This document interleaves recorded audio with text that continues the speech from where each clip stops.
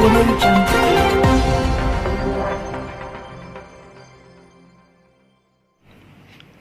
शहीद बेनज़ीर भुट्टो शहीद बेनज़ीराबाद जे information technology department जे शागिर्दनि ऐं शागिर्दियुनि तरफ़ां ऑडिटोरियम हॉल में महफ़िल मिलाद जो इनकाद करायो वियो। Wise chancellor professor doctor Amanat Ali जलबाणी पिणु हज़रत मोहम्मद सल्लल्लाहु अलैहि वसल्लम जी विलादत लाइ सजायल हिन महफ़िल में हाज़िरी ॾिनी। उन ई मौक़े ते शागिर्दनि ऐं शागिर्दियुनि हज़रत मोहम्मद सल्लल्लाहु अलैहि वसल्लम जी शान में नात पेश कया।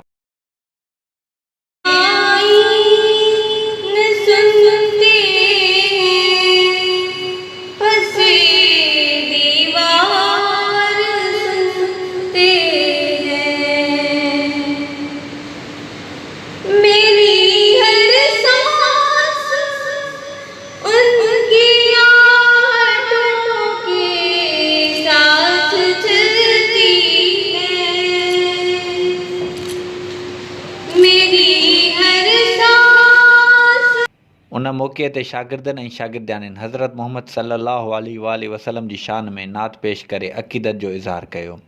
हुज़ूर पाक सल्लल्लाहु अलैहि वसल्लम जी ज़िंदगी ऐं सीरत ते रोशनी विझंदे प्रोफेसर डॉक्टर अमानत अली जलबाणी चयो त पाण सगोरनि जी सीरत सिर्फ़ मुस्लमान लाइ ई न पर दुनिया जे हर इंसान लाइ हिकु मशल राह आहे। संदन सीरत में ज़िंदगी जे हर मसइलनि में रहनुमाई मिले थी। पाण सगोरा दुनिया जा हिकु बहितरीनु लीडर हुआ ऐं दुनिया जो हर मज़हब खेनि हिकु सुठे लीडर, शफ़ीक़ पीउ, हिकु सुठे उस्ताद जी नज़र सां ॾिसे थो। असां मुस्लमान दुनिया में ख़ुशकिस्मत क़ौम आहियूं जेके संदन पोइलॻ आहियूं।